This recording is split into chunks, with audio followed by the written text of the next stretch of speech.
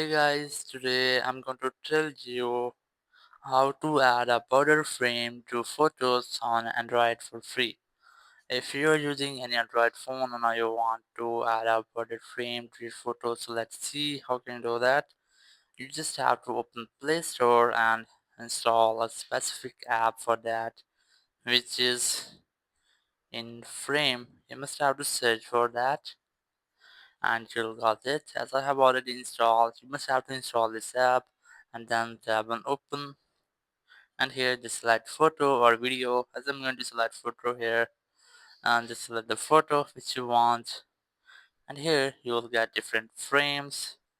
You can easily select which one you want to set as let's see, I'm going to set the default, which is this one. Just tap on it, and here's some extra looks. You can easily add that or customize that or delete that from here. There's some stickers, and then you can easily edit it from here.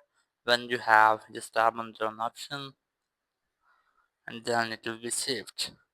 So in this way you can easily add different frames, borders to your photos on any Android phone. Thank you very much for watching the video. Until next video, bye bye.